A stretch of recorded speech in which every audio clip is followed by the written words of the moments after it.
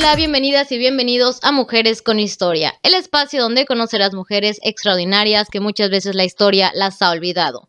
Yo soy Linda González y ponte cómoda o cómodo porque comenzamos.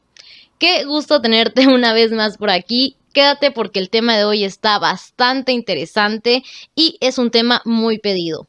Hace varios meses publiqué una serie de TikTok donde hablaba de la historia detrás de la pintura mal llamada La Dama de Oro, La Dama Dorada o en inglés Lady in Gold of Woman in Gold de Gustav Klimt, que si no sabes qué pintura es la que está en la portada de este episodio. Pero su verdadero nombre es Retrato de Adele Blanchflower I y tiene una historia bastante larga y triste detrás de ella. Y yo sé que el tema se les hizo muy interesante, que pidieron que se hiciera un episodio dedicado a ello. Porque no solamente es la vida de una mujer con metas y sueños, sino también la historia trágica de una familia y de toda una comunidad que pasaría muchos años para que se les hiciera justicia. Y nomás para que se den una idea de lo que nos espera en este episodio, el retrato de Adele Blanchflower era considerado como la última prisionera de los nazis. Bueno, para hablar de la pintura, primero debemos comenzar con quién era Adele y su familia. Adele era la hija menor de un banquero muy importante de Viena. Su hermana mayor tenía de nombre Therese y vivían como una familia típica, adinerada y judía en el ambiente artístico y muy conocido y celebrado de Austria. La infancia de las hermanas transcurrió de lo más normal para ellas, ya que crecieron en un ambiente libre que buscaba una mejor educación para las mujeres, y la casa donde crecieron contaba con cuartos hermosamente decorados, espejos por distintas habitaciones, pinturas de toda la familia, relojes de la mejor calidad y obras de artes por doquier. Adele, quien desde muy pequeña había mostrado un espíritu salvaje y rebelde, pensaba que algún día se convertiría en una actriz, pero el destino le tenía preparada otra vida. A pesar de que su sueño de ser actriz no se cumplió, siempre estuvo muy apegada al teatro y disfrutaba de ver a sus amigos tocando algún instrumento. A diferencia de Adele, su hermana era bastante femenina y se conformaba con las situaciones de las mujeres de la época. Como la mayoría de veces pasa entre hermanas o entre amigas, llegó el momento de que su hermana Therese se separara de su lado para formar su propia familia. Teresa estaba a punto de casarse con Gustav Blanch, proveniente de una familia de la misma alcurnia que ella, y que su padre tenía el título de barón junto a una compañía azucarera. O sea, el vato era igual de pudiente que ella.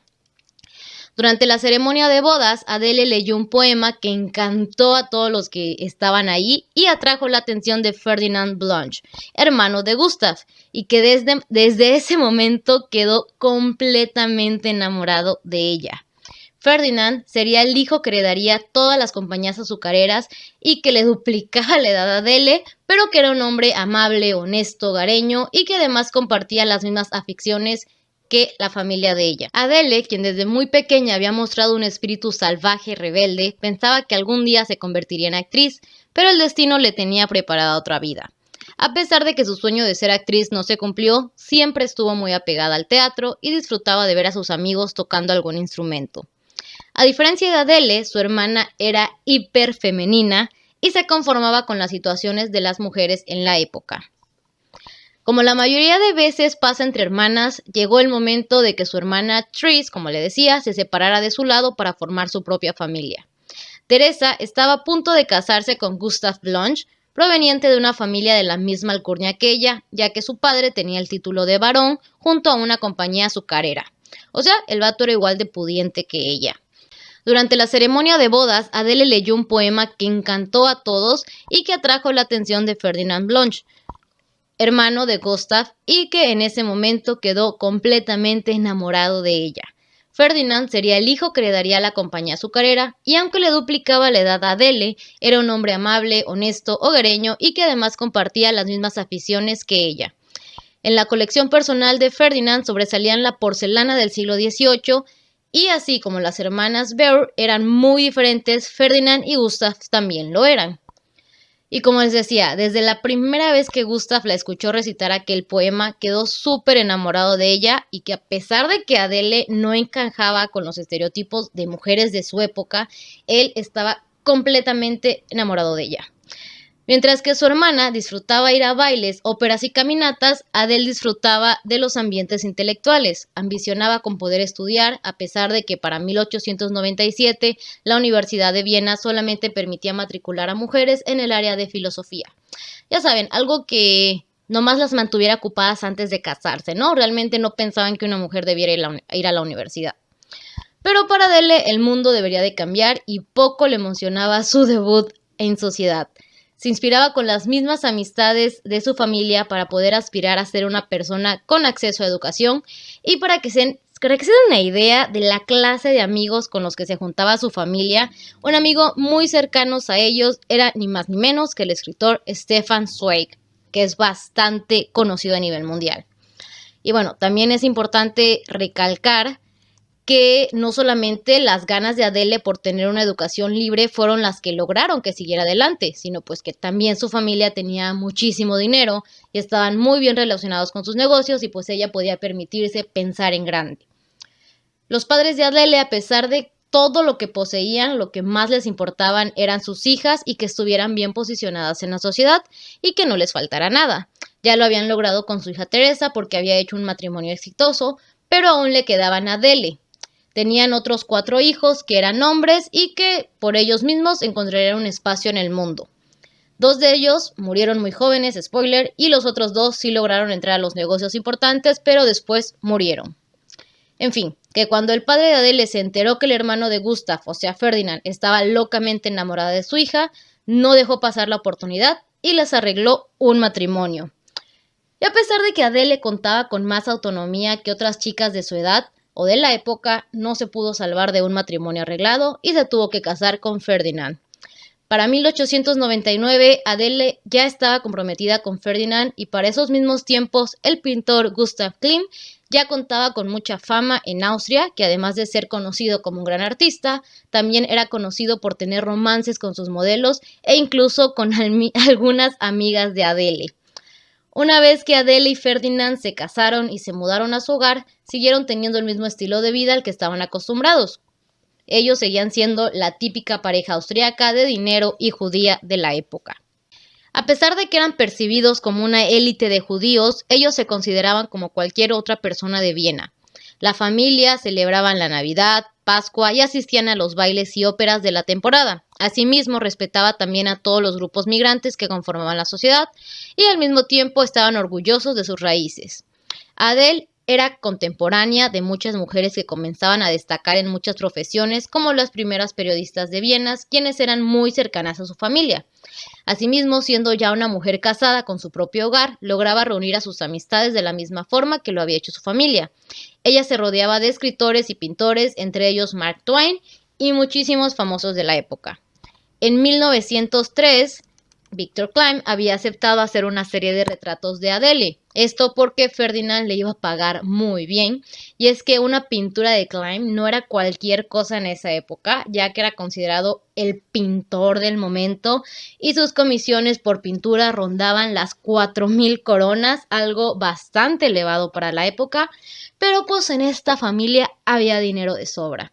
Así que Ferdinand quería que Adele fuera pintada por él, porque Klimt pintaba a las mujeres como individuos sin la presencia o necesidad de un esposo o de un padre o de un hijo, quitando la ilusión de que eran parte de un rol doméstico y que eran mujeres con metas y ambiciones. O sea, Ferdinand quería que el espíritu de su esposa, de Adele, quedara reflejado en la pintura. Recuerden que este mismo espíritu fue lo que enamoró a Ferdinand. Ferdinand estaba dispuesto a todo para que su esposa fuera feliz con su cuadro de Klimt, incluso cuando se rumoraba que el pintor mantenía romances con sus modelos.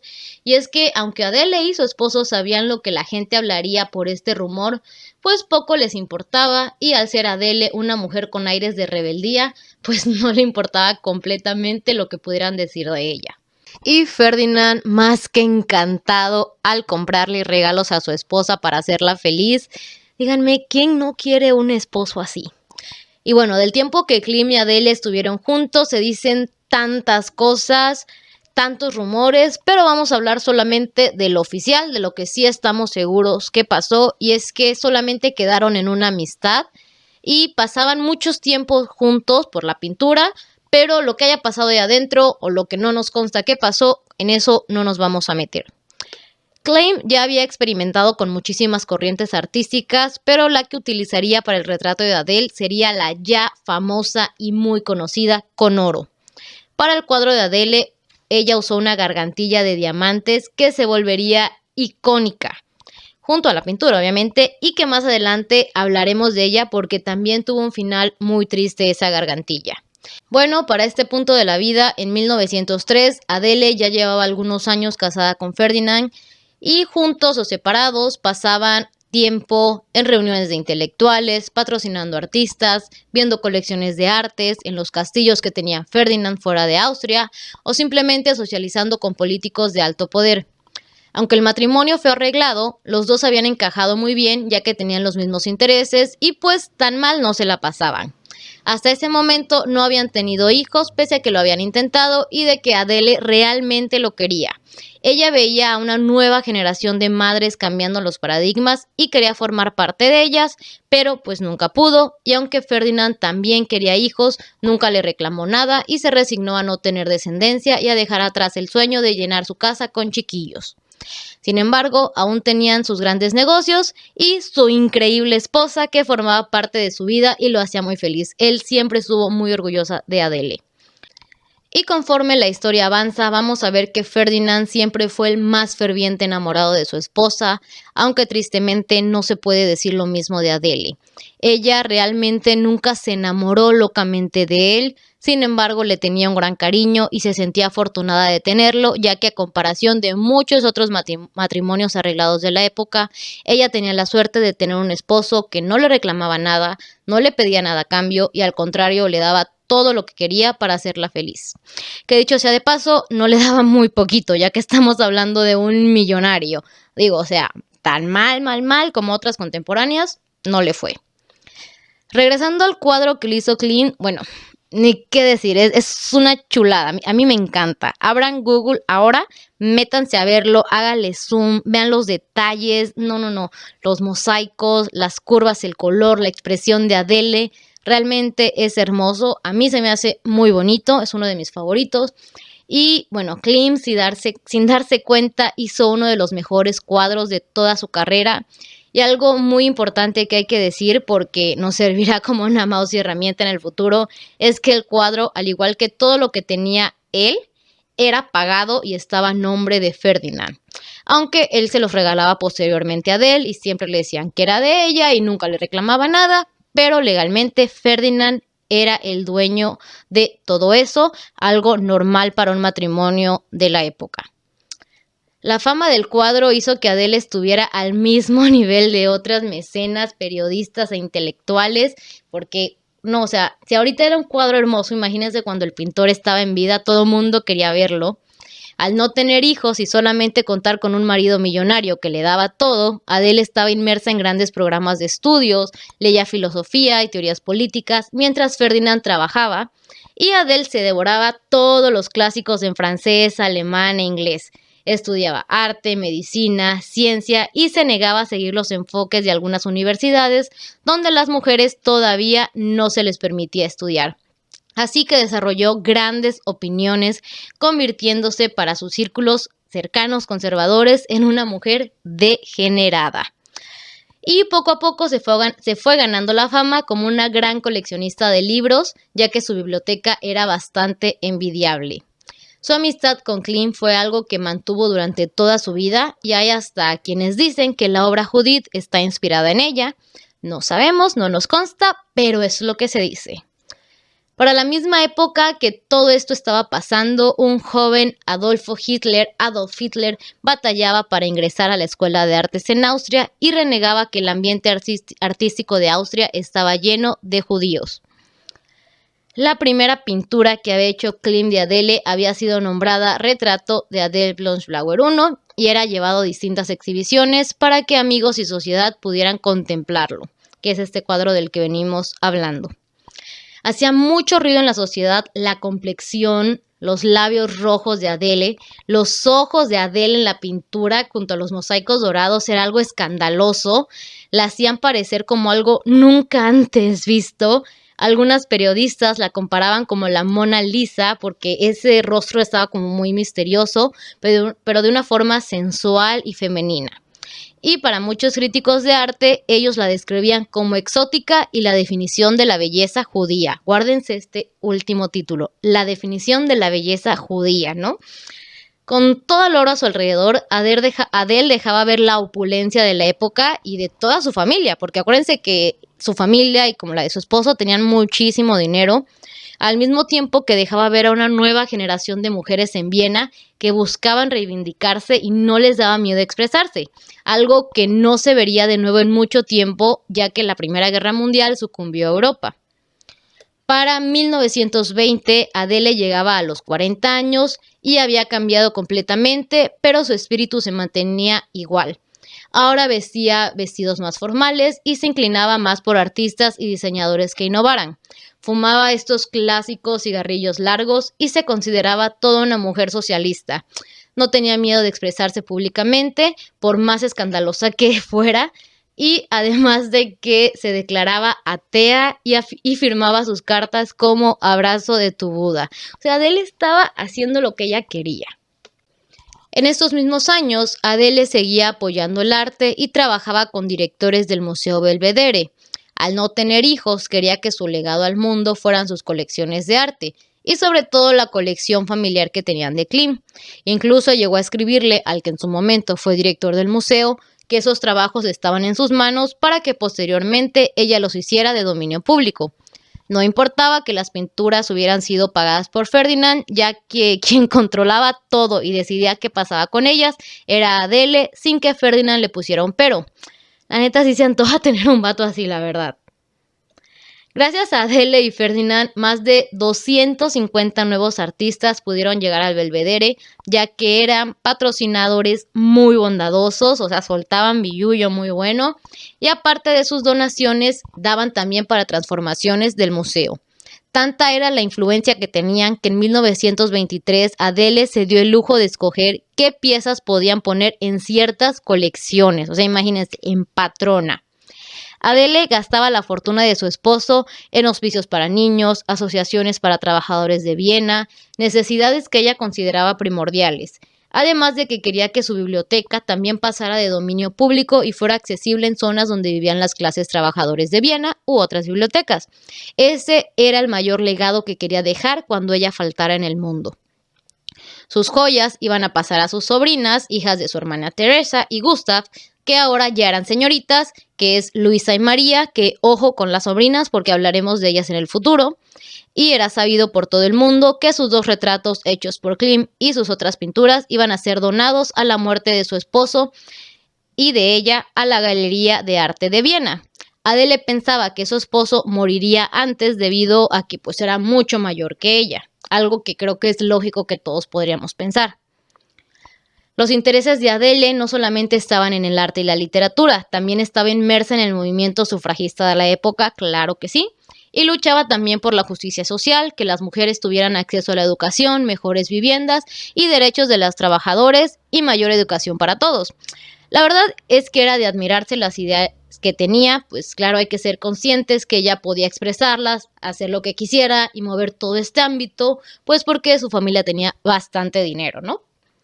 Pero por desgracia, Adele comenzaba a sentirse cansada, con dolores de cabeza y sin ganas de comer.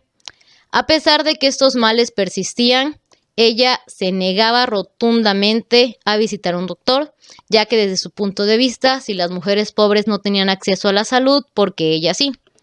Incluso sus sobrinas se mostraban preocupadas por ellas. Las sobrinas María y Luisa se sentían intimidadas cuando estaban alrededor de Adele, ya que era como la clásica tía millonaria que vivía su vida como le daba la gana, no tenía hijos y hacía lo que ella quería con su dinero. No era común ver a mujeres así en la época, pero a pesar de eso le tenían muchísimo cariño y admiración, a pesar de que no era la clásica mujer de hogar de la época que se exigía. Adele era muy querida por su familia, aunque no aprobaran que fuera socialista, y bueno, ni qué hablar de su esposo Ferdinand, quien a pesar de los años se sentía privilegiado y orgulloso de haberse casado con Adele, ya que siempre era admirada por los invitados de su casa, por sus opiniones y convicciones fuertes, y que siempre dejaba ver si algo le incomodaba.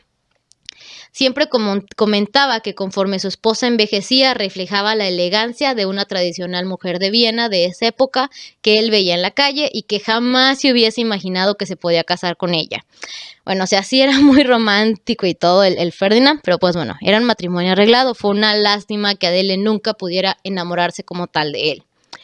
Aquí, como opinión personal, pues hay que aceptar que Adele era una mujer muy privilegiada, que a pesar de que ella no apoyaba la supremacía de razas o el imperialismo, pues era parte de una familia que contaba con grandes industrias y que se codeaba con la crema innata de la sociedad. No quedaba exenta de ser juzgada por esto, pero la verdad era una mujer de admirarse.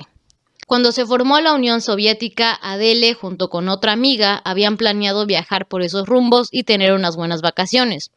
Preparó su maleta y los libros que llevaría para el camino, pero tristemente a los pocos días y antes de ese gran viaje, Adele murió a la edad de 43 años y al haberse negado por tanto tiempo a asistir a un doctor, era difícil saber si murió a causa de un tumor o algo relacionado al exceso de tabaco que consumía. La familia Blanchard estaba deshecha. Su hermana, su cuñado, sus sobrinas y bueno, ni hablar de Ferdinand, que estaban completamente destrozados. Ferdinand convirtió el cuarto de Adele en un santuario en donde obviamente la imagen principal de ella era la pintura que le había hecho Klimt y donde hacía que empleados todos los días le cambiaran las flores con flores nuevas, frescas y bien bonitas. Ferdinand quería ser fiel a los deseos de su esposa de llevar esa pintura a algún museo de Austria y ahora solamente le tocaba esperar que él muriera para que esa pintura dejara su hogar y se fuera a un museo. Al pasar de los años, la pintura de Adele se convirtió en uno de los mayores atractivos de los invitados que visitaban el lugar y fingían que Adele estaba presente por medio de ese cuadro.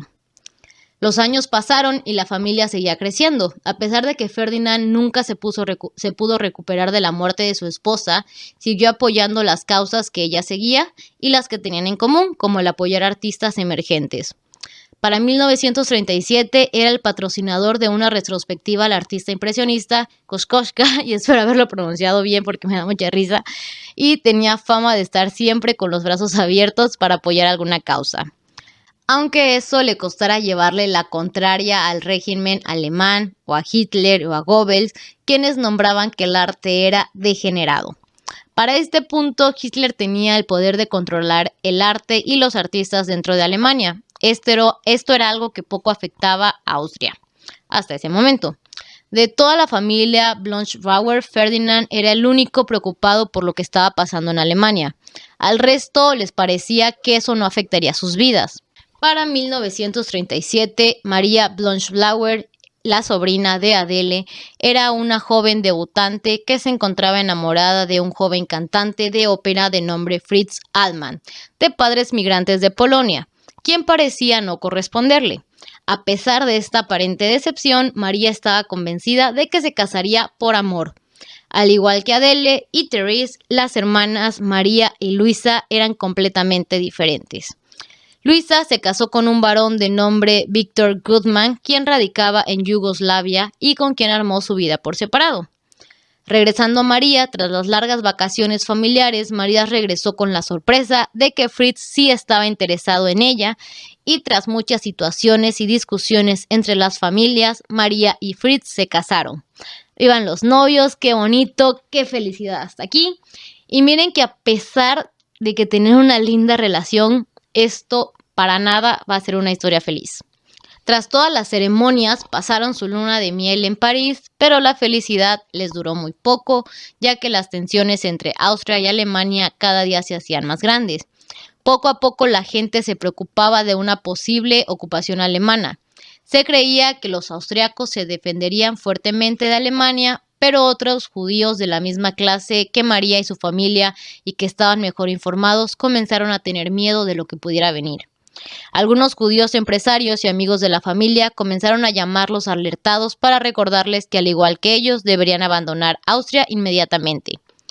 A la familia les parecía algo extremo, ya que a palabras de Teresa no podían simplemente empacar todo en la noche y al día siguiente tomar el primer tren. Gustav no se encontraba muy bien de salud y simplemente recomendaba mantener la calma, aunque realmente nadie sabía qué hacer. Hasta que pasó lo inevitable. A los pocos días, un convoy de camionetas y armamento empezaron a llegar por las calles y el ya conocido uniforme nazi se empezó a ver por todos lados y eran recibidos por los austriacos con un Heil Hitler. Y obviamente gritos y ofensas hacia la comunidad judía. La emoción y la exaltación social eran grandísimas, que muchos lo describirían como un carnaval del partido nazi. Muchos no entendían cómo los ideales que Hitler había prometido se habían convertido en violencia para los judíos. Recuerden que ya muchas veces platicamos acerca de las personas que apoyaron a Hitler o a Alemania en la Segunda Guerra Mundial porque consideraban que los intereses políticos que ellos tenían coincidían con los de ellos, y fue hasta muchísimo tiempo después que se enteraron de todas las atrocidades cometidas a los judíos. No lo digo para justificarlo, sino para entender un poquito de contexto y por qué muchos judíos en Austria estaban muy confundidos con lo que pasaba. Después de esa entrada pomposa, a los pocos días, María fue despertada por muchos ruidos provenientes de su puerta y, por desgracia, eran los oficiales de la Gestapo y estaban llevándose su coche. De una manera muy amable, un oficial se presentó con ella y le dio a conocer que estaba confiscando su coche y le pidió que le mostrara el departamento.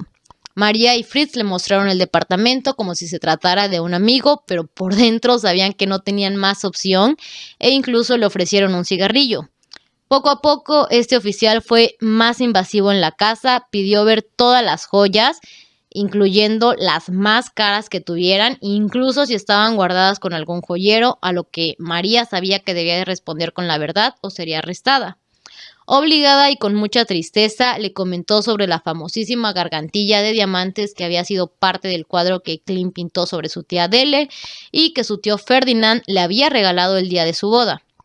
La cara del oficial nazi se iluminó al escuchar la descripción de la gargantilla, porque era una joya muy valiosa, y le pidió que mandara a traer al joyero con esa preciosa joya. El joyero por teléfono no estaba seguro de llevarla, puesto que conocía el valor de esa gargantilla, pero pues tampoco tenía otra opción. Cuando llegó la gargantilla y el oficial la vio, la tomó con las manos y con muy poco tacto la dejó caer en su bolsillo, y ya se imaginarán lo que sentía María, porque era una joya bien cuidada como para que alguien la aventara así sin ni siquiera verla. María sabía el valor que tenía, no solo monetario, sino sentimental en su familia, y se lamentaba en dónde había caído esa obra de arte. Una gargantilla que requería muchísimos cuidados ahora se encontraba dentro del bolsillo de un oficial nazi. No manchen, imagínense el coraje, aquí ya me enojé. Debió ella de estar así bien enojada, pero se lo tenía que aguantar porque a miles de personas les estaba pasando lo mismo y no podían reclamar nada. Ese oficial revisó cada detalle de la casa, incluyendo sábanas, cortinas, paredes, manteles, baños, y de la manera más natural les dijo a María y Fritz que tenían que cambiarse de departamento, mientras él seguía pidiendo cosas para llevarse, como batas de baño, pijamas, y bueno, en realidad casi todo lo que le quitaban eran sus regalos de bodas. Habían comenzado apenas hace 10 días su vida marital, y pues todo lo que les habían regalado era lo que la Gestapo se estaba llevando. La ahora no tan feliz pareja tuvo que moverse a un departamento que pertenecía al hermano de Fritz y bajo las condiciones de arresto domiciliario. Y mientras ellos estaban encerrados por las calles, la algarabía hacía que Hitler siguiera y siguiera creciendo. Después de esto, los familiares cercanos a ellos comenzaron a hacer planes para salir de Austria. Gustav y Teresa también fueron visitados y asaltados por la Gestapo, quienes parecían tener un mejor inventario de lo que había en esa casa, incluso mejor que los dueños.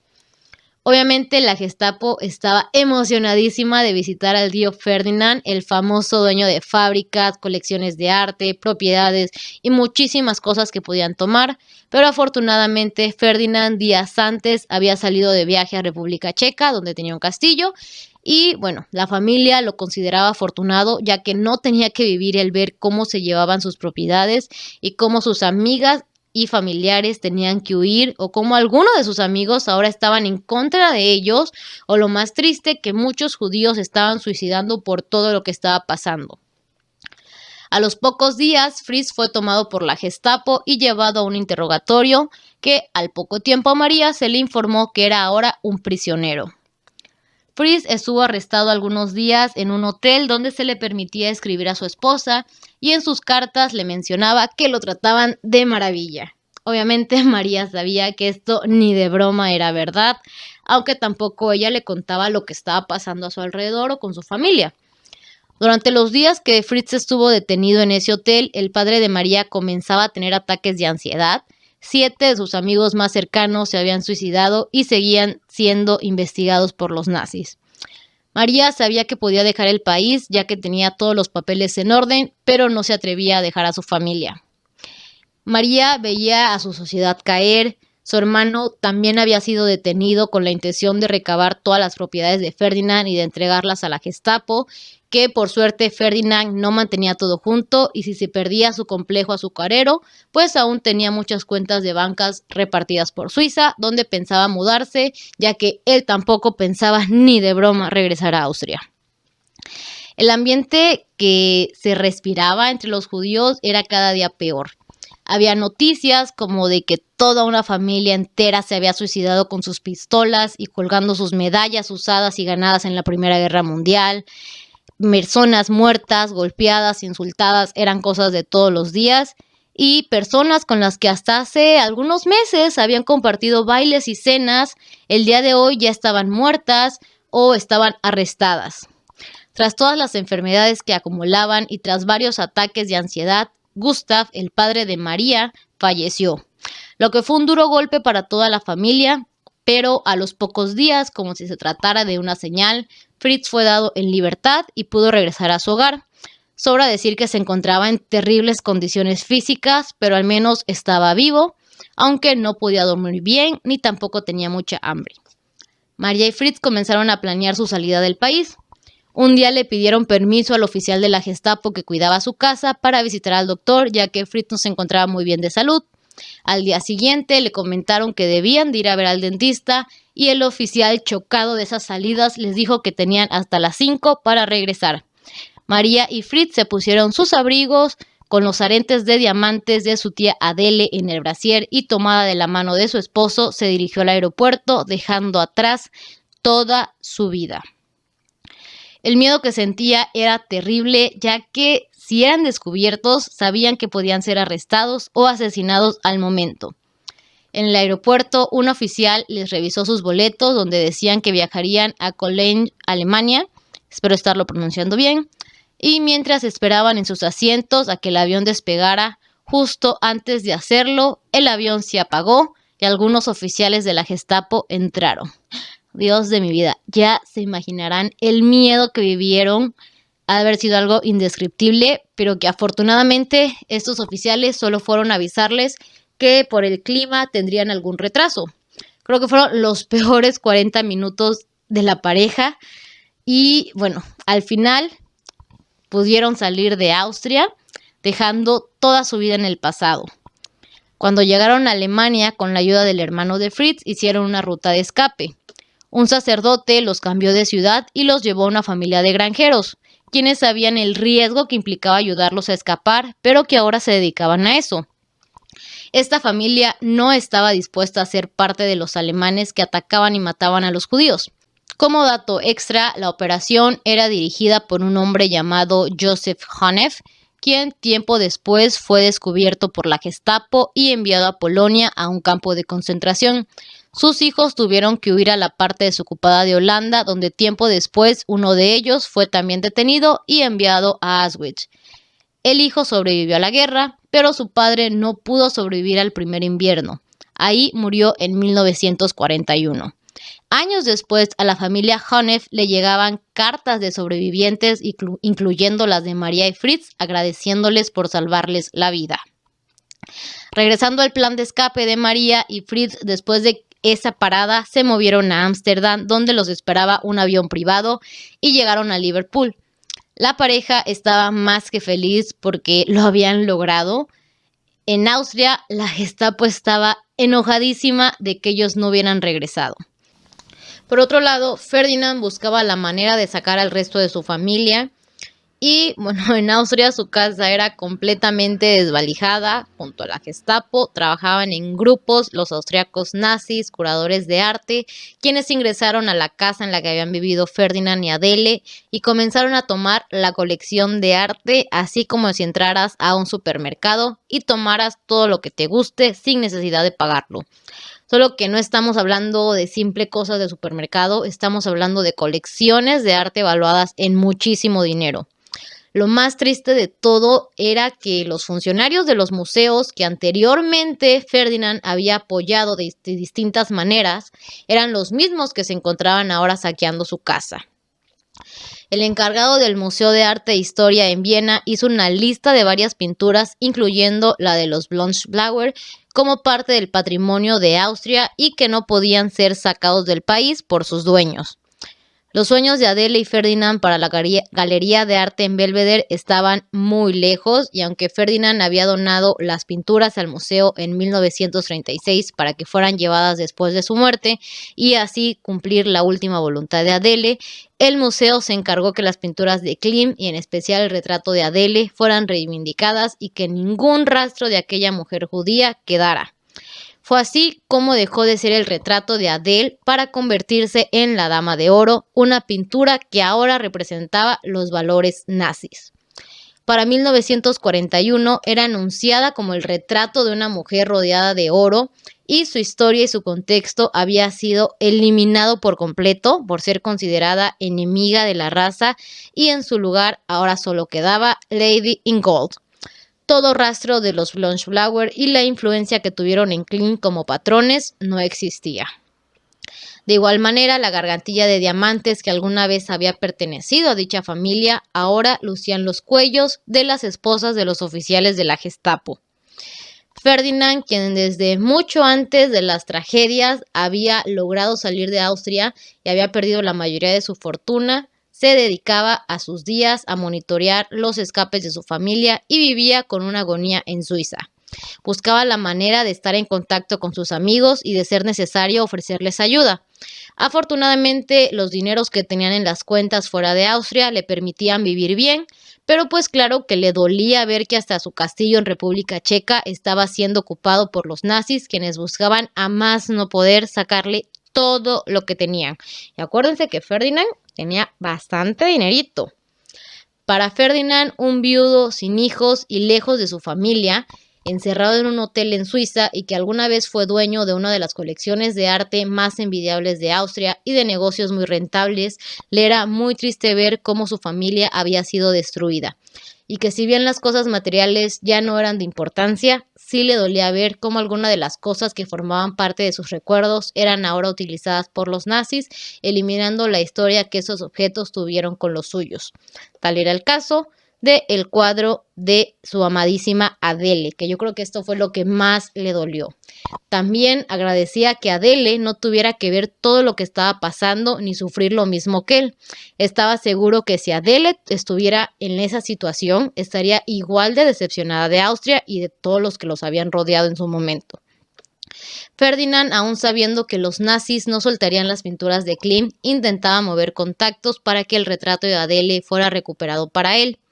También sabía que al ser un hombre viejo y viviendo solo en un hotel, incluso si sobrevivía a la guerra, debería de pensar en el futuro de sus familiares, por lo cual comenzó a redactar un Nuevo Testamento en el que manifestaba cómo sus propiedades habían sido tomadas de manera ilegal y vendidas a otros oficiales nazis, quienes borraron a los Blanchblauer del plano.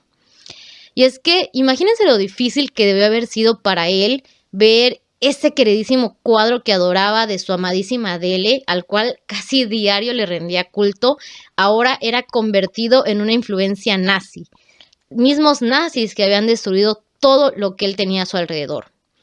Al pasar de los años y acabada la guerra, Ferdinand decidió quedarse en el exilio. Eso sí, nunca dejó de luchar por recuperar la colección de arte de Adele, y a pesar de que Alemania ya había sido vencida, los oficiales que seguían dirigiendo el Museo de Belvedere eran oficiales nazi y parecía que eso nunca iba a cambiar. por lo cual, como última modificación a su testamento, ya con muy pocas posesiones, dejaba todo a nombre de sus dos sobrinas, Luisa y María, de quienes esperaba pudieran recuperar algo de lo mucho que se les había quitado. Poco después, en noviembre de 1945, mientras la ama de llaves del hotel hacía limpieza en la habitación, encontró el cuerpo de Ferdinand, quien había dejado este mundo. Y con este triste final cerramos esta primera parte de este episodio, que yo sé se quedaron picadísimos y con ganas de saber qué va a pasar ahora con el cuadro. Como spoiler, en el próximo episodio hablaremos de cómo con el paso de los años hizo que este retrato se convirtiera en la Mona Lisa de Austria y todo el camino que tuvo que recorrer María para que el cuadro de su tía regresara con ella. Y sobre todo para que la dignidad de su familia se recuperara, aunque fuera un poquito. Muchas gracias por escucharnos, nos vemos en el próximo episodio. Te invito a que nos sigas en nuestras redes sociales, las cuales se quedan en el cuadrito de descripción, y que estén pendientes de ellas porque estaremos subiendo mucha información extra y fotos sobre este episodio. Muchas gracias y nos vemos en Mujeres con Historia.